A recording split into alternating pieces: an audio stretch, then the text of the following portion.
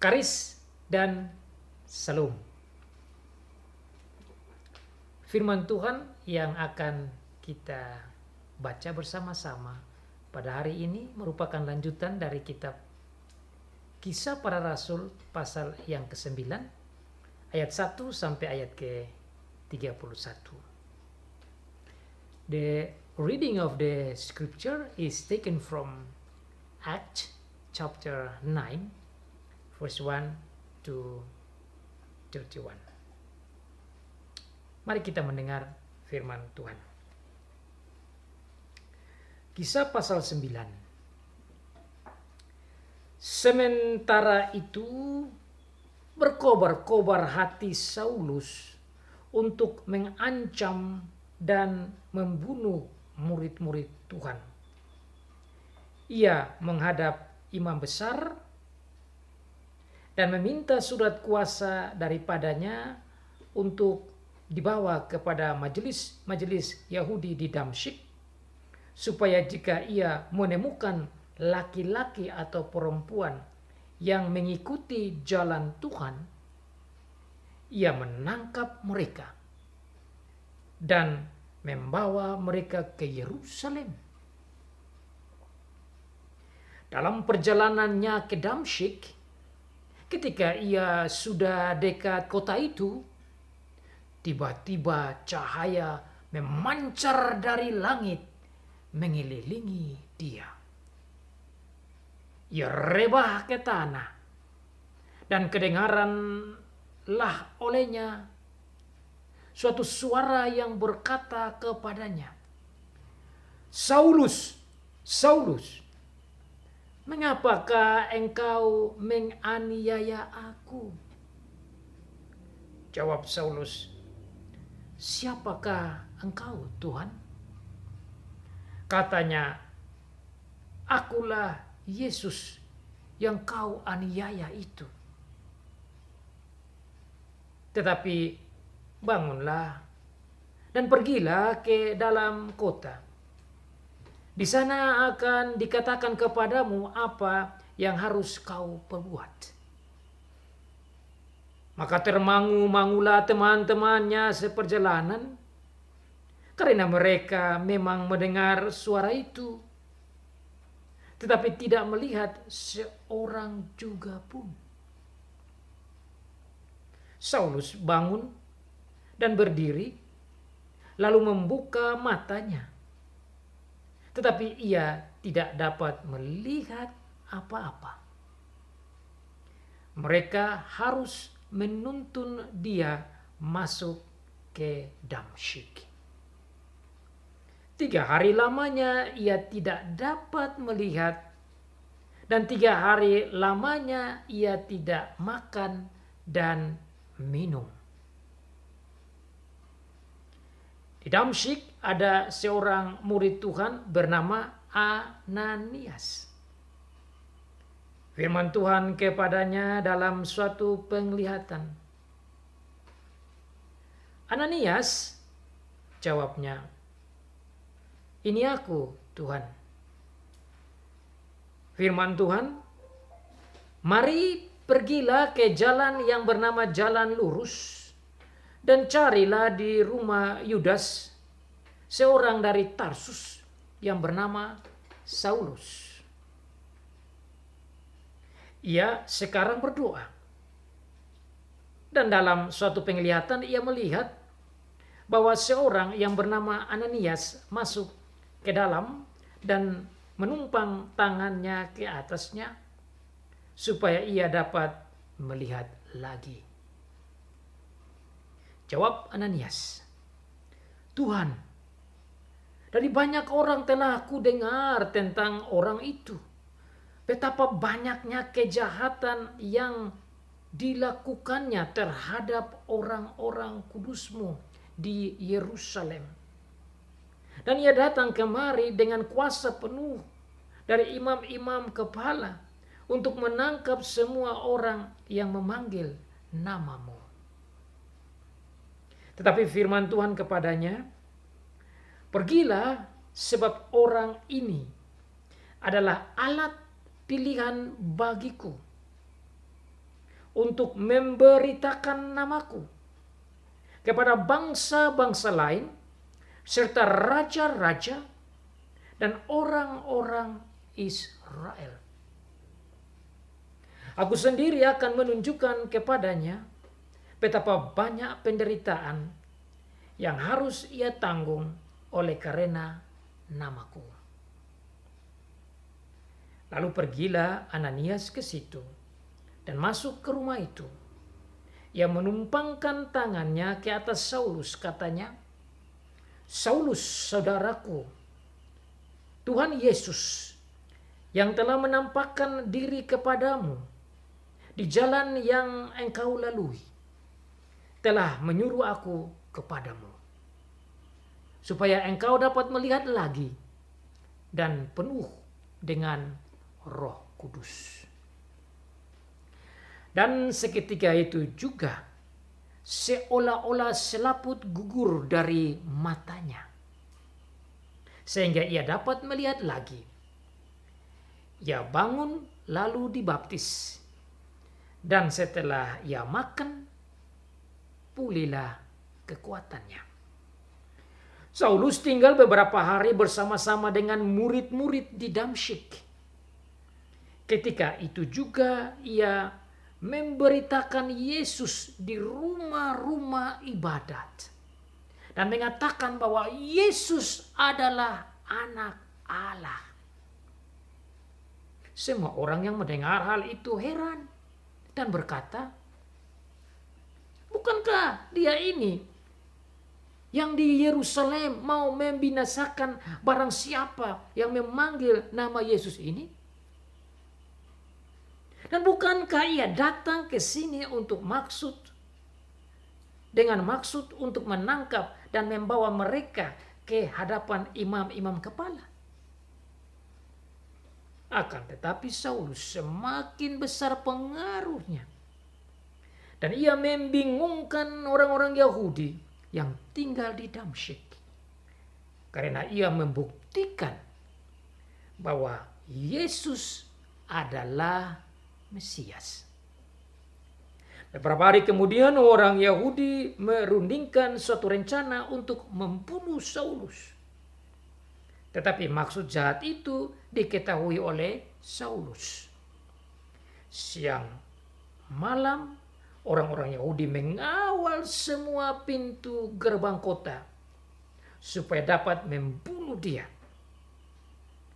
Sungguh pun demikian, pada suatu malam murid-muridnya mengambilnya dan menurunkannya dari atas tembok kota dalam sebuah keranjang. Setibanya di Yerusalem, Saulus mencoba menggabungkan dirinya kepada murid-murid. Tetapi semuanya takut kepadanya, karena mereka tidak dapat percaya bahwa ia juga seorang murid. Tetapi Barnabas menerima dia dan membawanya kepada rasul-rasul dan menceritakan kepada mereka bahwa Saulus melihat Tuhan di tengah jalan dan bahwa Tuhan berbicara dengan dia, dan bagaimana keberaniannya mengajar di Damsyik dalam nama Yesus. Dan Saulus tetap bersama-sama dengan mereka di Yerusalem dan dengan keberanian mengajar dalam nama Tuhan.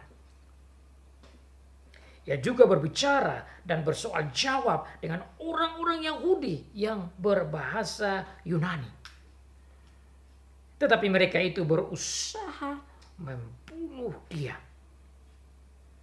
Akan tetapi setelah hal itu diketahui oleh saudara-saudara anggota jemaat, mereka membawa dia ke Kaisaria dan dari situ membantu dia ke Tarsus.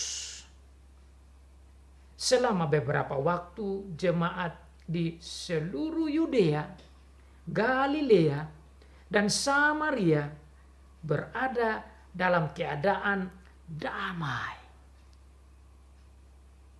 Jemaat itu dibangun dan hidup dalam takut akan Tuhan. Jumlahnya makin bertambah besar oleh pertolongan dan penghiburan Roh Kudus. Demikianlah jauh pembacaan firman Tuhan. Diberkati bagi setiap anak Tuhan yang membaca, yang mendengar, dan melakukan firman Tuhan. So far, the reading of the Word of God. Blessed are he who hears, who listen, who obeys the Word of God. Akhirnya, sang penghancur gereja, penganiaya gereja, bertobat. Kok bisa ya? Finally, the church destroyer, the church persecutor repented. How could that possible? I'm going to share with you that's possible. Saya akan membagi kepada saudara-saudara bagaimana seorang penghancur gereja, seorang penganiaya gereja, bahkan pembunuh jemaat Tuhan yang berikhtiar jahat bisa bertobat, bisa berubah, dan bisa menjadi alat dalam tangan Tuhan yang luar biasa. Saudara yang mendengar khotbah pada malam ini, semoga dengan apa yang saya sampaikan, saudara dan saya bisa belajar betapa luar biasanya Tuhan. Saudara juga boleh belajar dan rasa terhibur betapa powerfulnya Tuhan kita. Bagaimana dia bisa merubah hati yang jahat menjadi baik, yang tidak bertobat menjadi bertobat, yang bersifat neraka menjadi surgawi, yang begitu benci menjadi penuh dengan kedamaian, yang tidak mau melayani Tuhan sesuai dengan yang Tuhan mau menjadi melayani Tuhan. Dan jika di antara saudara, anak saudara, suami saudara, istri saudara, adik saudara, kakak saudara, teman saudara, atau siapa saja juga yang lagi bergumul di dalam ketidak bertobatnya saudara kita, atau oleh karena kejahatan-kejahatan yang sedang dibuat dan merasa bahwa sepertinya tidak mungkin, saya harap firman Tuhan malam ini akan memberikan kekuatan dan hiburan dan jalan keluar bagi kita. Saulus yang kemudian bernama Paulus, sebelumnya diberitakan oleh Alkitab dan oleh dirinya sendiri betapa dia adalah seorang penghancur gereja. Dalam pasal yang sebelumnya saudara bisa melihat, dalam pasal yang ke-7 ayat yang ke-56, ayat yang ke-58, 57 sampai terakhir bahkan dalam pasal yang ke-8 menceritakan sedikit tentang siapa ini Paulus dan bagaimana dia sudah terlibat di dalam persidangan Sanhedrin untuk membunuh Stefanus.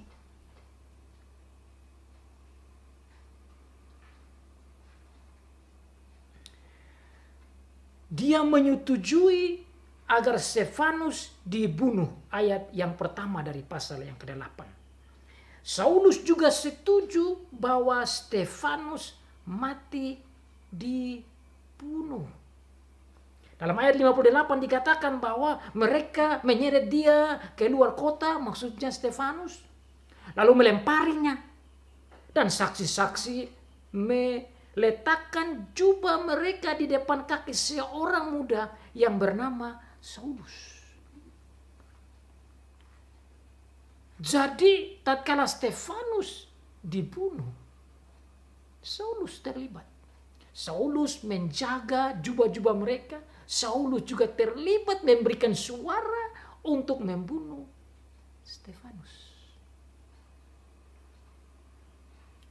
Dalam pasal yang ke-9, ayat yang pertama, menjelaskan bagaimana jiwa dan keadaan dan pola pikir dan perencanaan seorang Saulus di dalam menghancurkan, membasmi gereja Tuhan.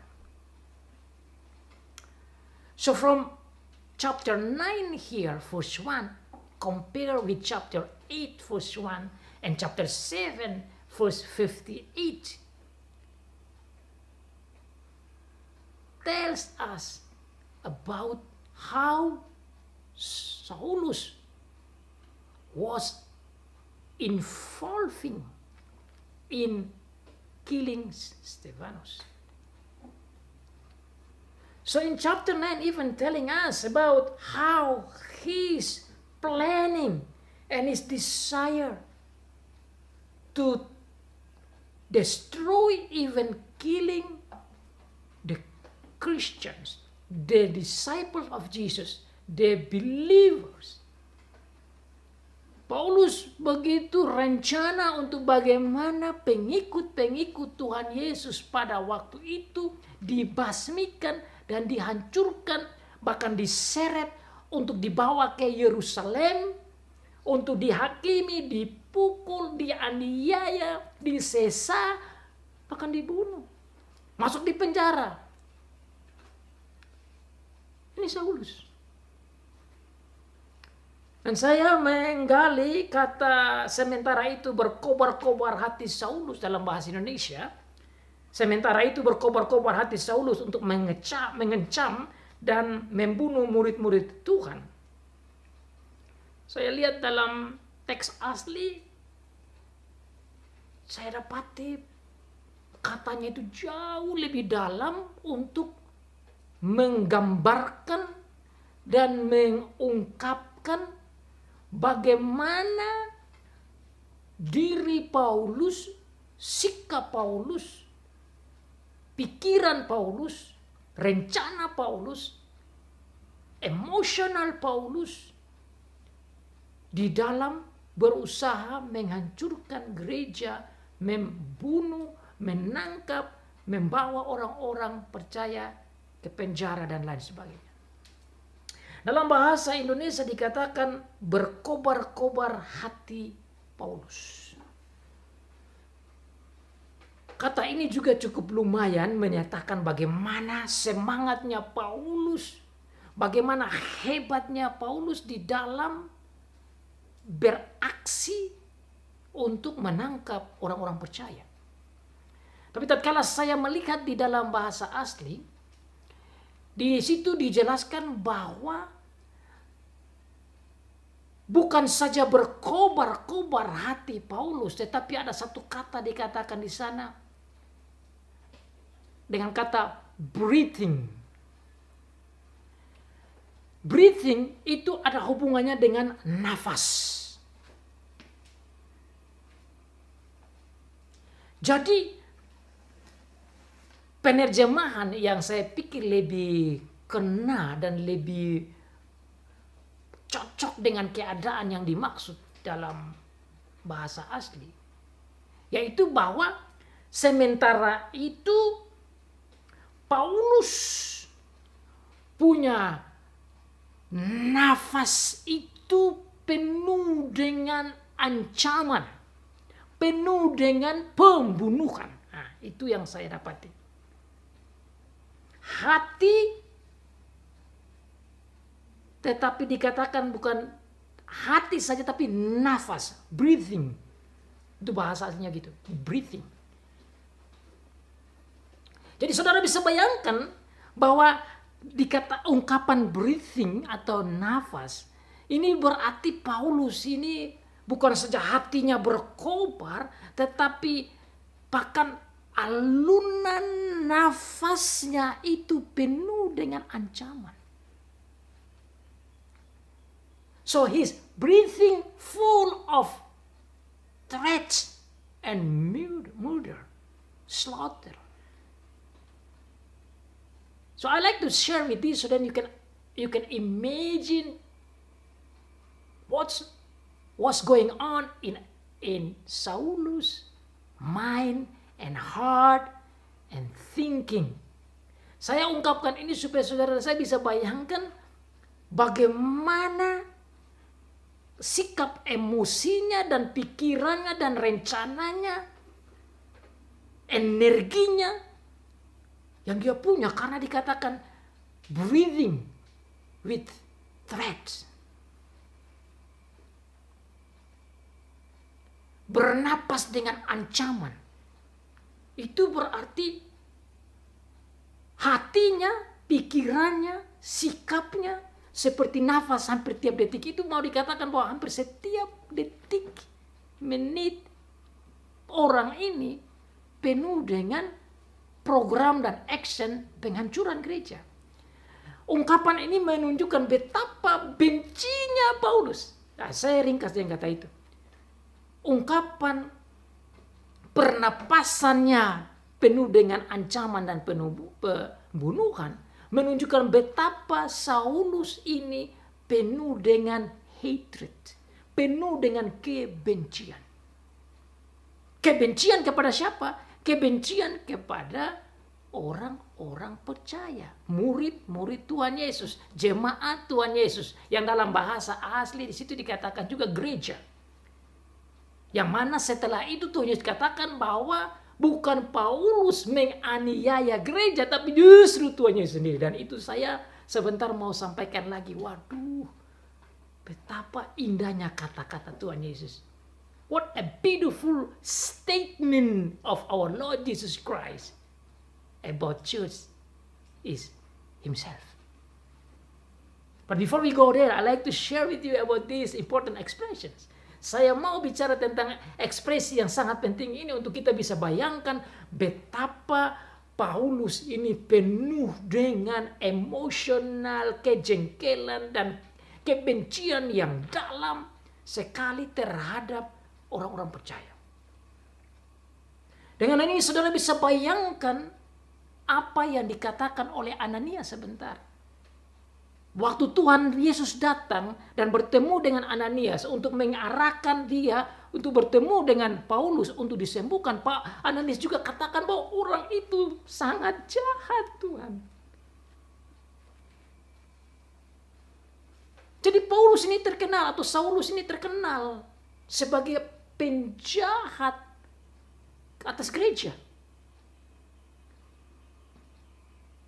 Saulus was so popular and famous of his evil deeds towards the church of God as a destroyer, as a persecutor. If he only do one thing, then maybe that's it. But this is maybe more and more of bad things he has done. I myself never think about this before. I was thinking maybe just, but the more I read this, the more I understand how bad Apostle Paul was. After that, his name was Paul. So, when you read this, you can understand how bad this guy was. Jadi saudara, kalau kita baca lebih dalam, kita bisa bayangkan betapa jahatnya Rasul Paulus ini, yang sebelumnya namanya Saulus, terhadap gereja. Makanya saudara, dalam Alkitab juga dia katakan bahwa saya ini yang paling berdosa. Saya ini sebenarnya tidak layak dipanggil dan disebut sebagai rasul. Saudara bisa buka dalam kitab 1 Timotius. Kita juga bisa lihat dalam 1 Korintus pasal 15. Sebentar kita bisa lihat bagaimana dia sendiri katakan tentang hal itu. Dia akui betapa dirinya buruk. Betapa dia berdosa sekali dan sangat jahat terhadap gereja. Mari kita lihat di dalam 1 Korintus pasal yang ke-15 agar kita bisa paham apa yang diakui oleh Paulus atau Saulus sendiri waktu itu. Di sini namanya sudah jadi Paulus. Saya baca supaya kita bisa sama-sama melihat.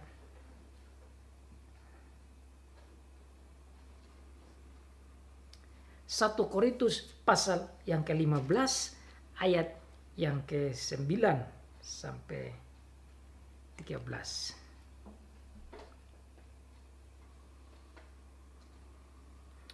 Karena aku adalah yang paling hina dari semua rasul, kata Saulus atau kemudian Paulus, Rasul Paulus.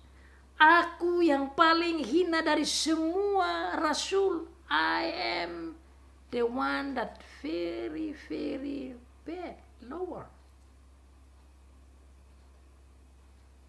Bahkan tidak layak disebut rasul. I'm not supposed to be called apostle. Sebab aku telah menganiaya jemaat. Because I have persecuted the church. Diakui betapa dia paling hina dan betapa dia tidak layak untuk dipanggil sebagai rasul.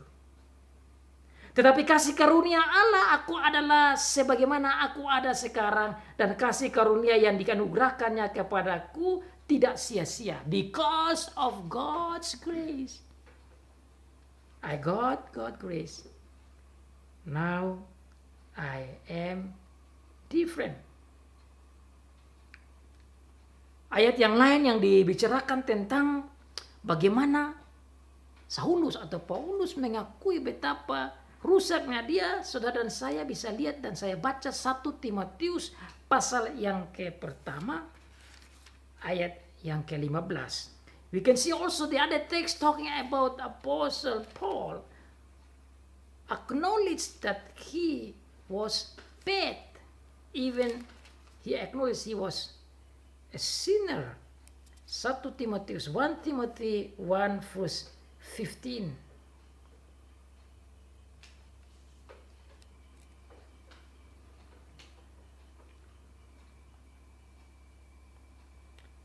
Perkataan ini benar dan patut diterima sepenuhnya. Kristus Yesus datang ke dunia untuk menyelamatkan orang berdosa, dan diantaranya akulah yang paling berdosa. I am the most sinner. I am the one that commit highest sin. Saya yang paling berdosa. Tetapi justru karena itu aku dikasihani agar dalam diriku sebagai orang yang paling berdosa, Yesus Kristus menunjukkan seluruh kesabarannya. Dua teks ini menunjukkan betapa Saulus atau Rasul Paulus mengakui kejahatannya, mengakui kesalahannya. So you see, these two texts prove that he was a big sinner compared to the other apostles. Dia mengerti betul betapa buruknya dirinya, betapa jahat dirinya, betapa dia telah berikhtiar dan action dalam menghancurkan gereja, menganiaya gereja Tuhan. Jadi kita lihat betapa buruk dan betapa jahatnya Saulus. Makanya dikatakan saya ini tidak layak disebut atau dipanggil rasul. Karena saya paling berdosa. I'm the worst compared to the others apostles. I am not deserved to be called as an apostle. Saya tidak layak dipanggil sebagai rasul. Karena dia tahu betapa banyaknya, betapa bencinya dan kebencian membawa kepada pembunuhan. Betapa dia begitu mengadakan tindakan-tindakan yang membahayakan, menganiaya, bahkan mengarah pada kematian umat Tuhan, jemaat Tuhan. Hal ini perlu kita renungkan supaya kita bisa lihat bagaimana dalamnya kasih karunia dari Tuhan yang mau memilih orang seperti Saulus atau kemudian Paulus. Saya ingin membagi kepada saudara bagaimana Saulus atau Rasul Paulus kemudian menyampaikan tentang perbuatan-perbuatan jahatnya terhadap gereja. Saudara saya bisa buka dalam Kisah Para Rasul pasal 22. Let us go to Acts chapter 22 to see how the Apostle Paul himself acknowledged all his evil deeds toward the church. Let's read. Mari kita baca dalam Kisah Para Rasul pasal 22. Kita langsung lihat di ayat yang keempat. Dan aku telah menganiaya pengikut-pengikut jalan Tuhan. Pengikut jalan Tuhan ya jemaat Tuhan. Ya pengikut Tuhan. Ya murid-murid Tuhan. Ya orang percaya. Ya orang Kristen. Aku telah menganiaya pengikut-pengikut jalan Tuhan. Sampai mereka mati. Look at that. Lihat itu. Sampai mereka mati. Dengan kata sampai mereka mati, berarti sebenarnya dia tidak saja membunuh satu orang. Tentu dengan anggota Sanhedrin dan lain-lain, tetapi dia terlibat di dalam pembunuhan orang-orang ini. Jadi bukan saja Stefanus yang menjadi korban kematian, tetapi juga ada orang-orang yang lain yang tidak tercatat di sini. Karena dikatakan di sini jelas, aku telah menganiaya. Kata menganiaya berarti masih hidup. Tetapi teraniaya dan menderita. Namun dikatakan selanjutnya bahwa mereka dianiaya sampai mati. So they were being persecuted until die. Look at that. So he was involved in murdering the believers.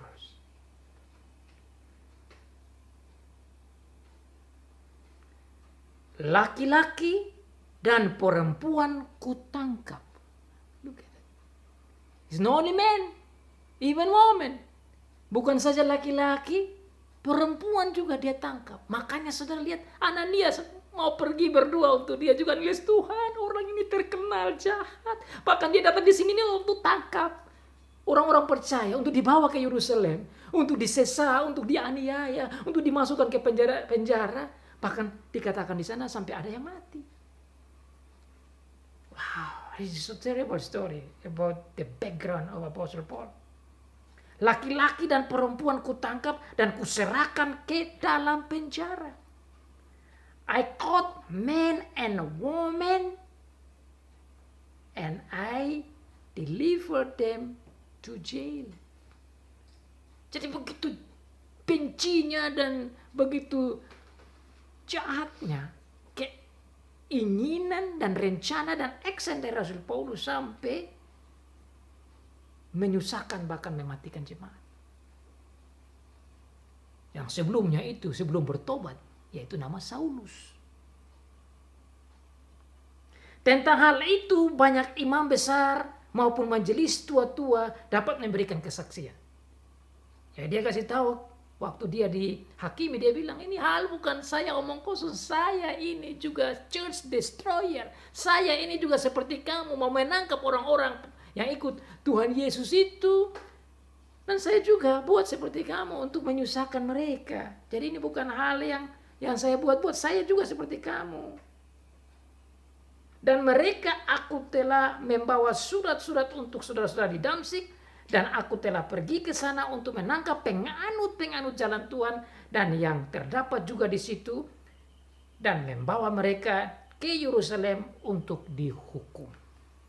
Jadi teks ini menunjukkan kepada kita bagaimana planning and action dari Saulus di dalam mendestroy, menghancurkan gereja Tuhan Yesus. Kenapa saya sebut ini? Dengan menyebut ini, saudara dan saya bisa bersama-sama membayangkan betapa jahatnya Saulus waktu itu terhadap gereja. Saudara dan saya juga bisa lebih membayangkan lebih dalam kalau kita bayangkan kita ada di situ, kita ada di Yerusalem dan datang saudara kita, keluarga kita datang ditangkap dan diderek dan ditarik dan dibawa ke penjara dan dianiaya. Saudara dan saya bisa bayangkan itu. Kalau saudara dan saya ada di Damsyik, saudara bisa bayangkan itu. Bagaimana Saulus ini bersama dengan pasukan, dia bukan datang sendiri, karena dalam cerita itu dikatakan dia datang dengan teman-teman, dengan pasukan-pasukan itu. Kalau dia dapat surat dari Sanhedrin, dia pergi dan dia action dengan gunakan power itu, dihancurkan. Jadi saudara, ini hal yang sangat mendebarkan hati, bisa juga menakutkan, mengkhawatirkan karena penganiayaan yang terjadi.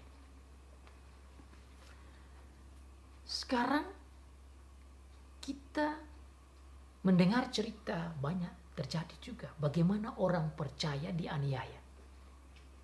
Bagaimana saudara dan saya bisa alami penganiayaan, bisa masuk di penjara, bisa dipukul, bisa juga sampai mati saudara kita atau diri kita sendiri. Jadi cerita ini bisa kita lihat untuk kita aplikasikan dalam kehidupan kita. Di mana saja kita berada. You can apply the story of the Bible, of the life of Apostle Paul or Saulus before.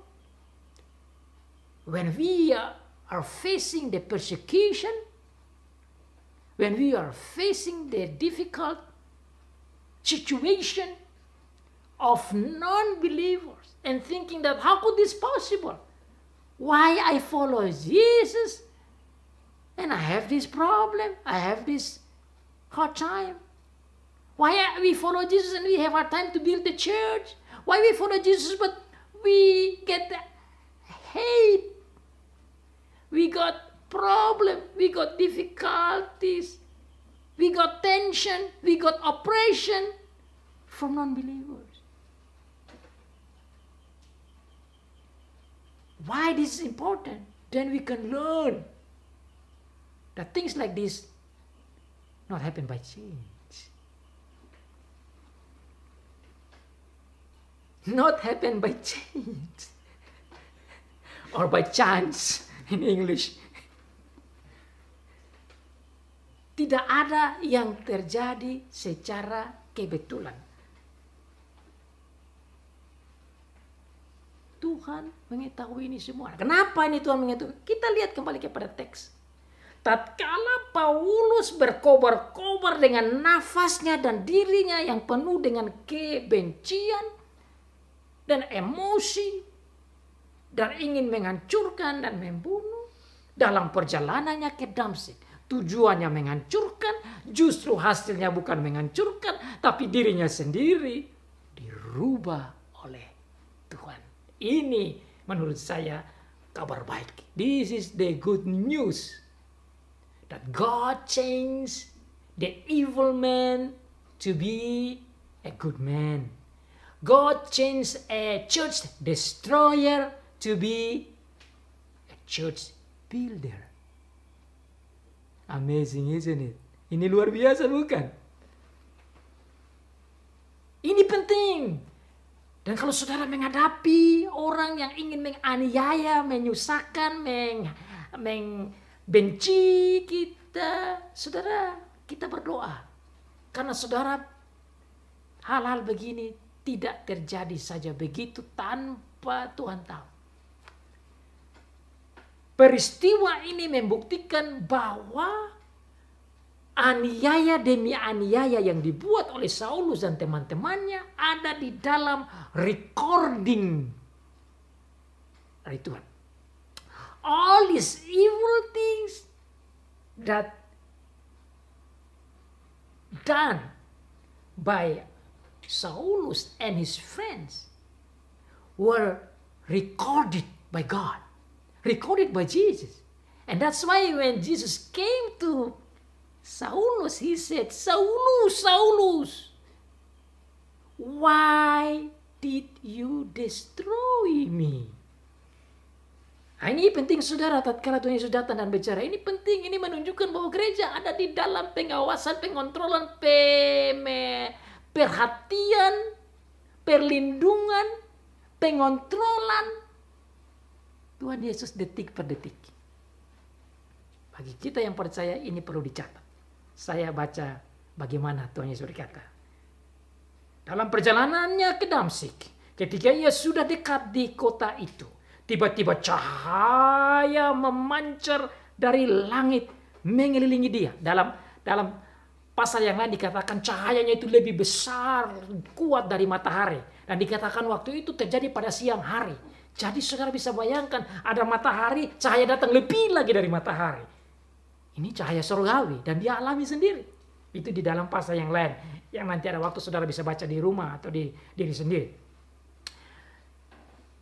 Ia rebah ke tanah dan kedengaran olehnya suatu suara yang berkata kepadanya, Saulus, Saulus, mengapa engkau menganiaya aku? Dalam pasal yang lain, tatkala Saulus menyampaikan cerita tentang ini, dalam pasal ke-22 dan pasal yang lain, tatkala dia menyampaikan tentang keadaan itu, dia menyampaikan bahwa yang rebah bukan dia saja, pengikut-pengikutnya juga rebah. Jatuh orang-orang yang kawan-kawan yang bersama dengan dia. Tapi yang saya mau fokuskan di sini saudara, dikatakan kata Tuhan Yesus, Saulus, Saulus, mengapa engkau menganiaya aku? Saulus, Saulus, why do you destroy me?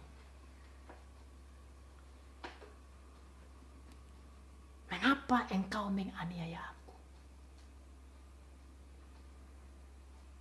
Tuhan Yesus tidak bilang, Saulus, Saulus, mengapa engkau menganiaya gereja? Nah, ini bagus, saudara. Ini bagus untuk kita. Jadi Tuhan Yesus menggunakan nama gereja dengan dirinya. Itu berarti siapa yang menganiaya gereja, menganiaya Tuhan Yesus. Wah, that's beautiful. That's very important. Siapa yang membenci gereja, membenci Tuhan Yesus. Siapa yang menghancurkan gereja, menghancurkan Tuhan Yesus. Siapa yang menyesah gereja, menyesah Tuhan Yesus.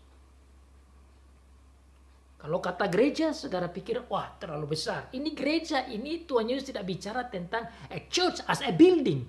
Dia tidak bicara tentang gereja sebagai suatu bangunan. Dan Paulus juga bicara tentang penghancuran. Dia tidak bicara tentang dia pergi hancurkan bangunan.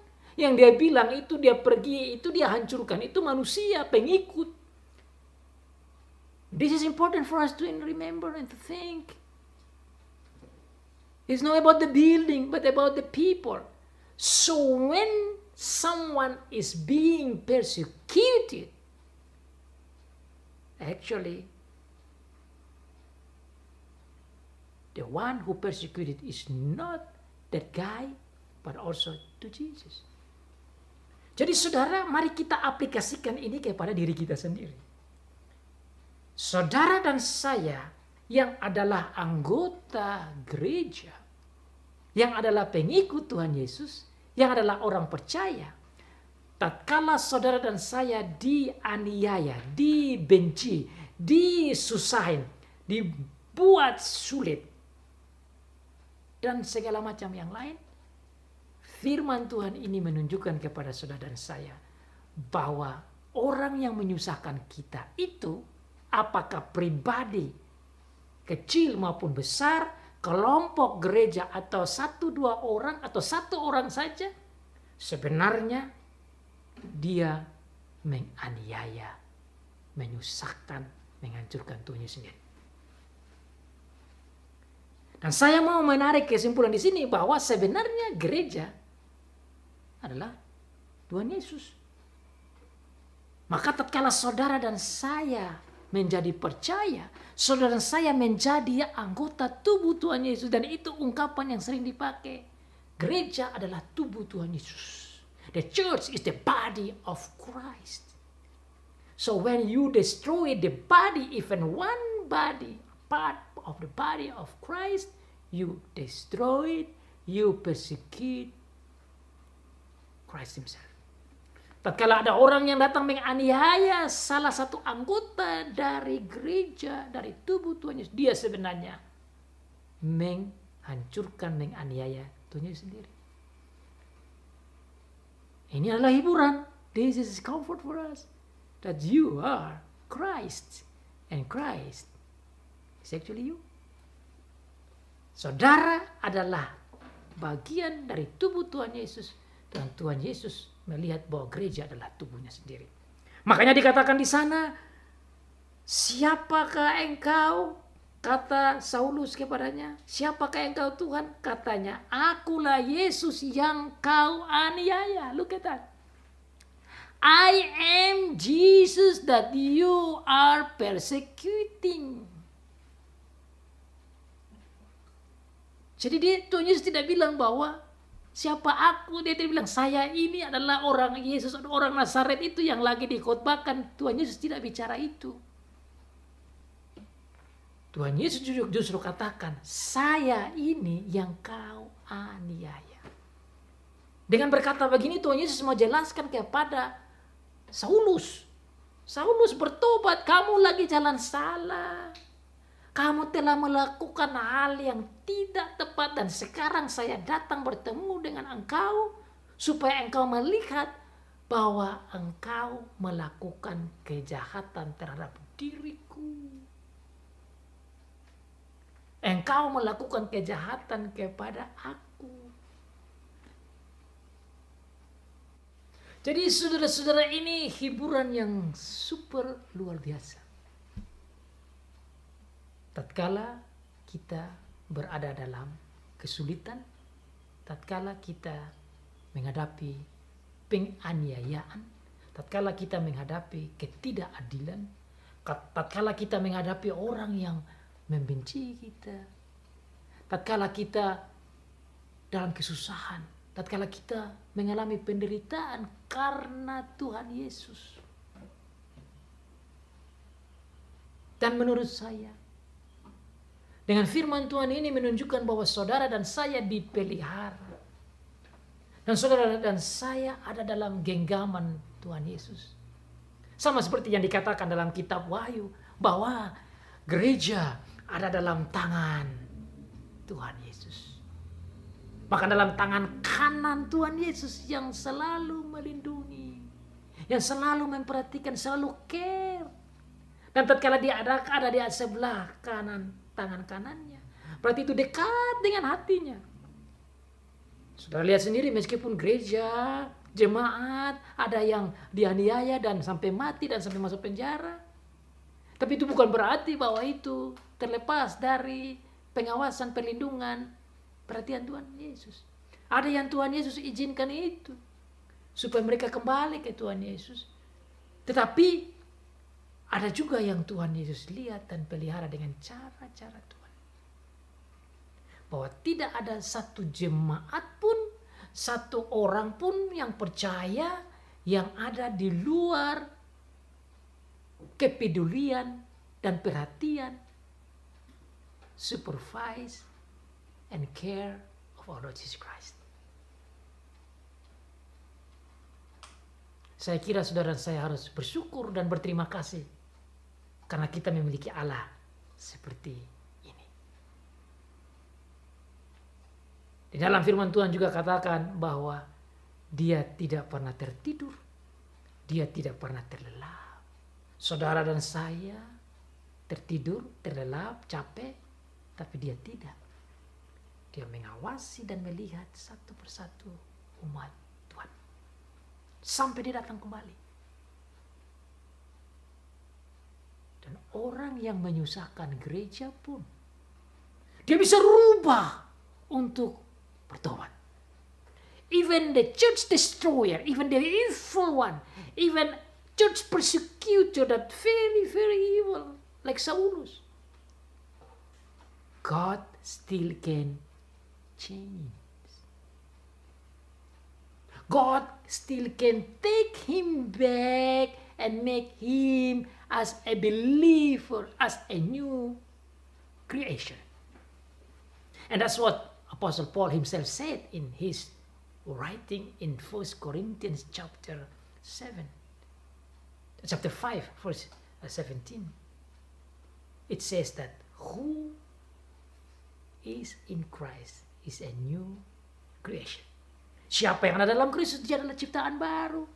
Maka orang yang berikhtiar menghancurkan gereja pun, dan yang menghancurkan gereja, dan yang membinasakan dan menganiaya gereja, dalam arti anggota gereja, bisa berubah. Dan kalau orang seperti ini bisa berubah, maka kalau ada anak kita yang begitu jahat dan tidak mendengar, itu pun bisa berubah.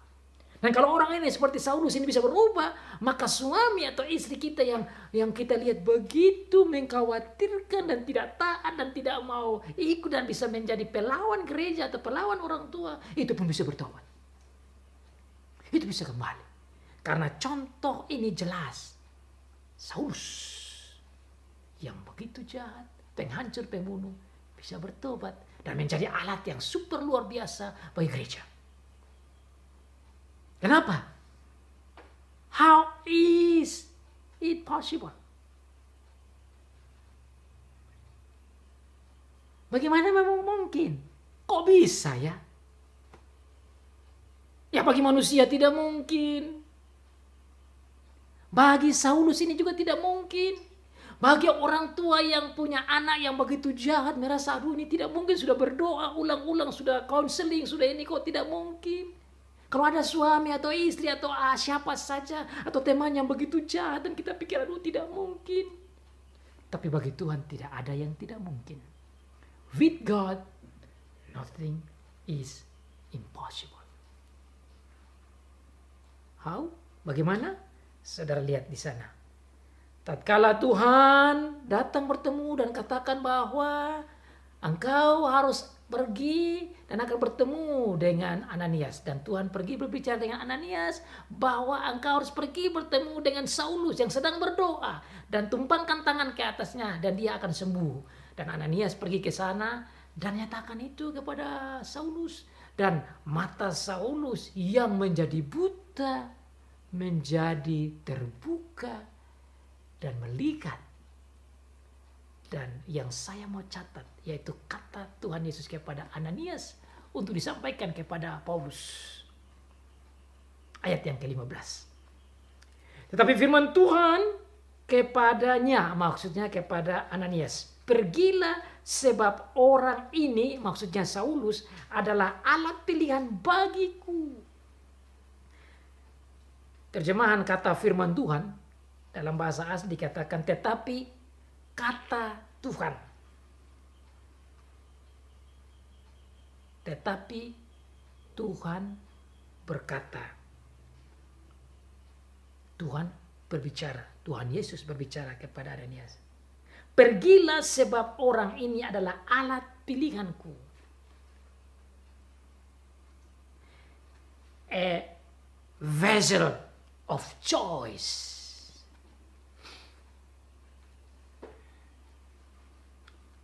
A vessel of election. Saya memilih dia. Wow. Itulah saya bilang, kok bisa? Ya bisa. Hanya kalau Tuhan memilih. Hanya kalau Tuhan action. Dan kalau Tuhan sudah action, tidak ada yang bisa tidak. Kalau Tuhan sudah buat, Tuhan sudah laksanakan, tidak bisa tidak. Orang yang sejahat apapun akan berubah. Itu. That is the good news for us. Makanya saudara saya dengan cerita ini saudara terpanggil. Dan saya terpanggil untuk juga berdoa bagi orang yang berikhtiar atau yang telah membenci dan menghancurkan gereja. Kita berdoa. Kita memang tidak bisa merubah orang seperti itu. Kalau orang sudah benci gereja, orang sudah mau membahayakan gereja atau jemaat atau orang percaya, tidak bisa rubah dia. Kita tidak bisa. Yang bisa rubah hanya Tuhan saja. Hanya Tuhan saja. Bapa, Anak, dan Roh Kudus, Allah Tritunggal itu yang bisa merubah hati orang, pikiran orang, diri orang untuk menjadi baru. Itu yang kita baca di dalam Mazmur 51. Dia saja yang bisa merubah hati orang pikiran orang, diri orang untuk menjadi percaya pada Tuhan Yesus. Kita tidak bisa merubah orang dengan paksa. Kita tidak bisa merubah orang dengan uang. Kita tidak bisa merubah orang dengan cara-cara kita. Yang bisa merubah orang dari yang tidak percaya menjadi percaya. Dari yang jahat menjadi baik. Dari yang membenci gereja menjadi mencintai gereja. Dari penghancur gereja menjadi pembangun gereja atau jemaat. Hanya Tuhan. Dan kalau Tuhan sudah pilih, itu akan terjadi. Makanya saudara lihat di dalam surat Rasul Paulus, khususnya dalam Efesus pasal yang pertama, ayat yang 4 dan ayat ke-5. Dia nyatakan tentang rahasia election, rahasia pemilihan. Bahwa kalau Tuhan sudah pilih dari semula orang yang percaya itu, dia akan percaya dan diselamatkan. Paulus dipilih oleh Tuhan. Dan Tuhan datang merubah dia. Orang ini menjadi alat pilihanku untuk memberitakan namaku. Tuhan pilih dia untuk memberitakan namaku. Untuk menjadi saksi dari Tuhan Yesus. Dia memang bukan murid Tuhan Yesus yang langsung seperti rasul-rasul. Tetapi karena Tuhan memilih dia, Tuhan memberikan pernyataan-pernyataan kepada dia. Sehingga dia menjadi alat untuk mengetahui rahasia-rahasia surgawi yang Tuhan sampaikan. Sehingga dia menjadi seorang penulis firman Tuhan. Di dalam kitab perjanjian baru, saudara lihat ada 13 surat yang kita baca, yang kita pakai, yang kita imani. Semuanya datang dari Saulus yang disebut Paulus setelah itu. Penghancur gereja dipakai dan dirubah oleh Tuhan menjadi pembangun gereja. Penganiaya gereja menjadi penyembuh gereja. Pembunuh gereja menjadi pembawa kehidupan bagi gereja. Penghancur umat, jemaat, orang percaya menjadi pembangun umat percaya. How is it possible? Bagaimana mungkin? Kok bisa? Ya hanya Tuhan. Itulah Tuhan kita. Itulah Tuhan Yesus. Makanya saudara dengan ini Rasul Paulus itu selalu menggunakan kata the grace, by the grace of God, by the mercy of God. Itu selalu menjadi the core message. Itu menjadi berita yang inti di dalam suratnya. Dan dia tidak bisa terlepas dari ini. Selalu dia membuat surat, dia selalu gunakan kata ini dalam awal surat, bahkan di akhir surat, bahkan di tengah surat. Dia selalu gunakan grace of God and peace of God. Dia selalu menggunakan kata rahmat Tuhan. Dia selalu menggunakan kata kasih karunia Tuhan. Kenapa? Karena dia sendiri alami itu. Dia sendiri alami the great grace of God. Mercy of God. Dia sendiri alami. Karena dia orang penghancur gereja, penganiaya gereja. Hanya karena grace of God, hanya karena kasih karunia Allah, hanya karena kemurahan Allah, hanya karena rahmat Allah. Itu sajalah yang memungkinkan ini semua terjadi. Kok bisa ya? Ya bisa. Dia dipakai untuk menjadi pemberita Injil.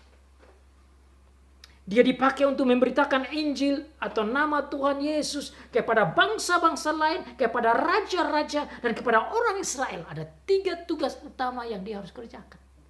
Dalam rangka membangun gereja, menyembuhkan gereja, membawa berita kehidupan, membawa berita kedamaian, membawa berita keselamatan kepada orang Israel, kepada raja-raja, dan kepada bangsa-bangsa lain.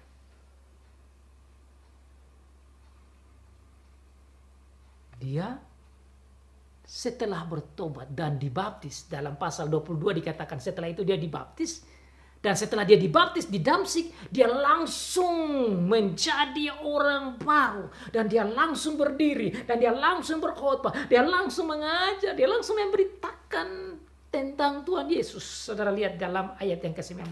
Saulus tinggal beberapa lama bersama dengan murid-murid di Damsyik, ayat 19. Ayat 20, ketika itu juga ia memberitakan Yesus di rumah-rumah ibadat dan mengatakan bahwa Yesus adalah anak Allah. He preached the gospel, he brought the gospel at the synagogues one by one and saying, Jesus is the Son of God. Wow. Berani. Penghancur menjadi pembangun. Destroyer become a builder. And he's so brave. Terlalu berani. Pergi ke rumah-rumah ini di depan banyak orang Yahudi. Di depan sinagoga ini banyak orang. Dia berdiri dan dia katakan bahwa yang dibicarakan di perjanjian lama itulah Mesias, itulah anak Allah. Saya bisa bayangkan, saudara juga bisa bayangkan bagaimana dia pergi ke sinagog dan orang Yahudi begitu banyak dan dia berdiri dan dia nyatakan. Dan ini keberanian, dia sendiri tahu kalau orang mendengar ini dia bisa dihancurkan, dia bisa dibunuh. Karena dia sendiri membunuh orang yang menjadi percaya. Sekarang dia kembali menyatakan untuk orang harus percaya, berarti dia juga bisa ditangkap, dia bisa saja dianiaya, dia bisa saja juga dimasukkan dalam penjara, bahkan dibunuh. Dan betul setelah itu saudara bisa lihat dalam cerita selanjutnya. The next story you can see how they tried to destroy him, to kill him. Orang-orang Yahudi mau membunuh dia seterusnya, cerita selanjutnya. Tetapi dia tidak takut, dikatakan dengan berani dia nyatakan bahwa Yesus itu adalah anak Allah. Luar biasa. Luar biasa. Kenapa bisa begini? Karena memang Tuhan. Dan kalau Tuhan sudah rubah hati kita, saudara, kita itu akan berani beritakan Injil. Tidak takut lagi, kita berani untuk menyatakan bahwa Yesus adalah anak Allah. Dan semua orang yang mendengar hal itu heran dan berkata, bukankah dia ini yang di Yerusalem mau membinasakan barang siapa yang memanggil nama Yesus ini? Dan bukankah ia datang ke sini, maksudnya ke Damsyik, dengan maksud untuk menangkap dan membawa mereka ke hadapan imam-imam kepala? Akan tetapi Saulus semakin besar pengaruhnya. Dan ia membingungkan orang-orang Yahudi yang tinggal di Damsyik. Karena ia membuktikan bahwa Yesus adalah Mesias. He proved to them that Jesus is the Messiah. You need a courageous heart. Ini membutuhkan keberanian yang luar biasa. Hanya orang yang telah dirubah dan dipimpin dan dibimbing oleh Tuhan sajalah yang berani berdiri dan menjelaskan dan berkhotbah bahwa Yesus adalah anak Allah, bahwa Yesus adalah Mesias di depan orang Yahudi yang menolak Yesus sebagai Mesias. Hanya Tuhan sajalah yang bisa buat itu. Dan saudara dan saya juga mendapat berkat dari dia. Dari Tuhan lewat dia.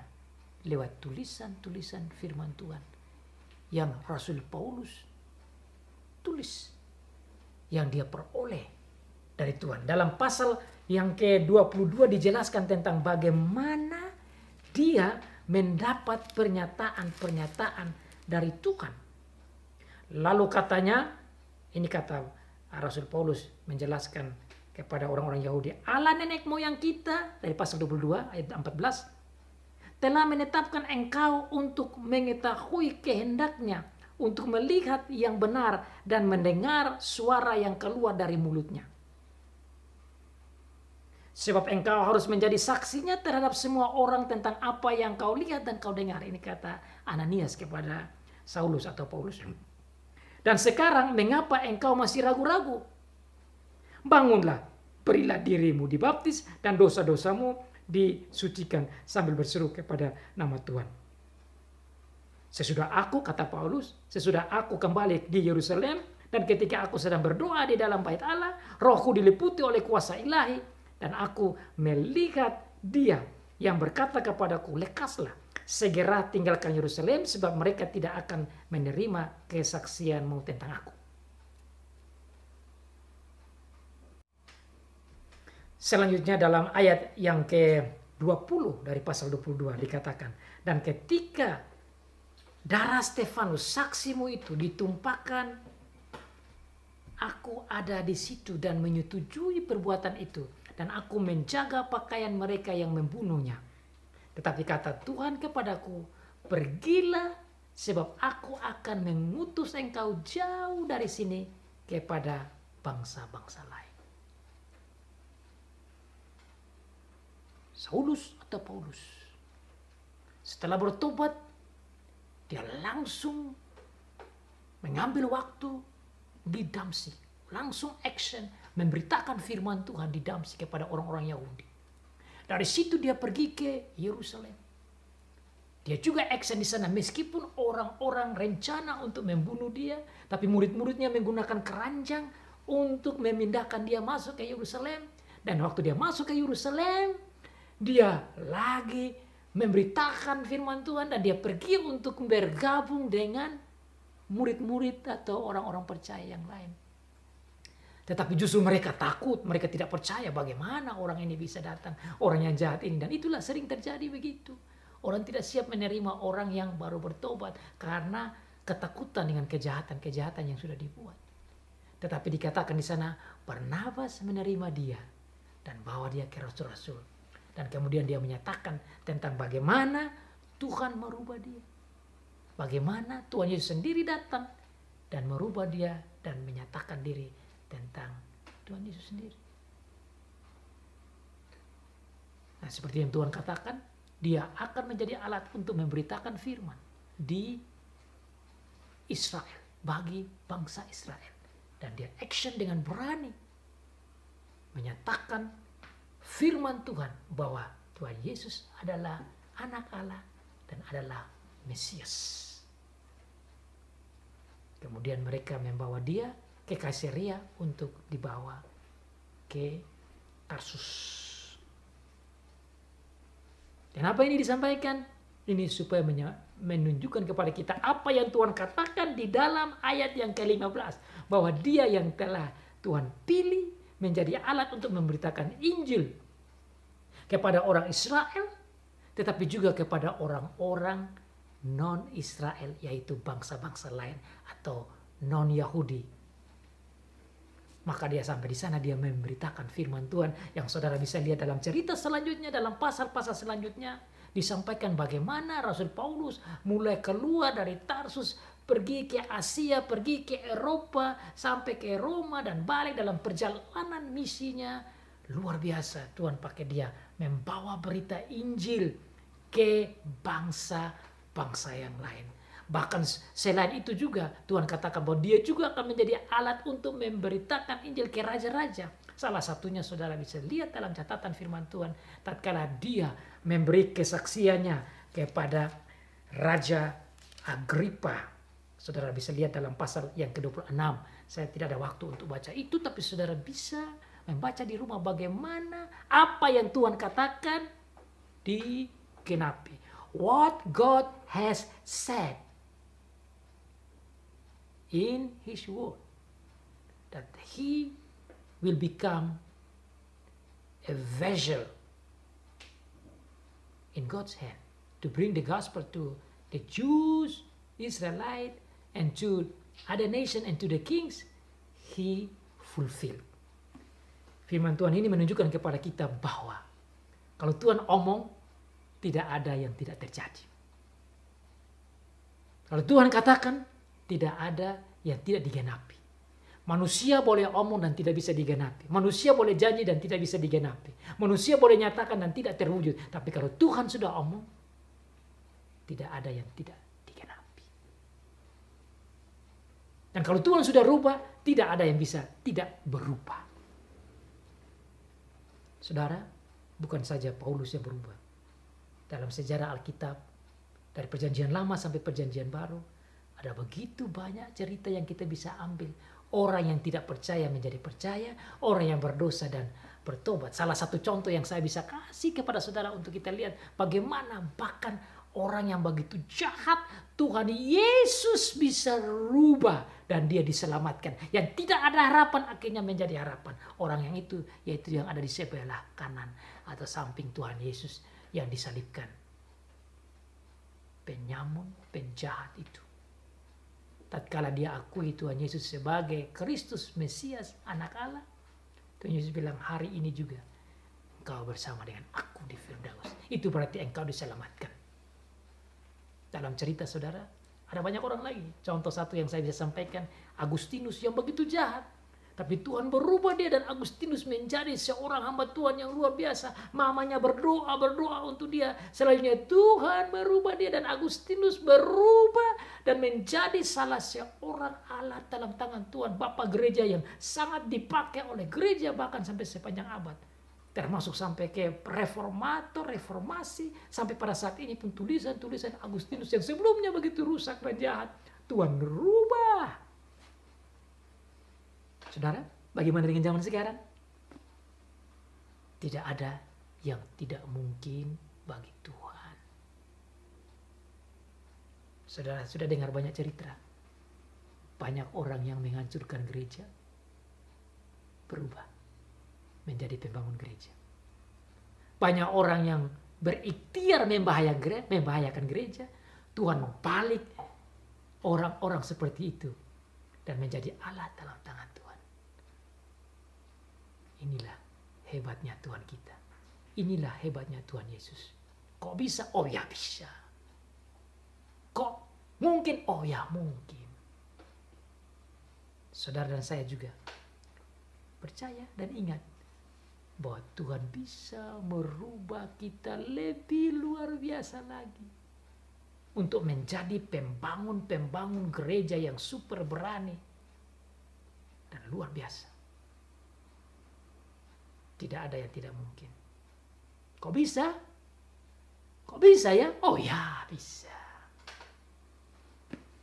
Tuhan berkati saudara dan saya. Amin.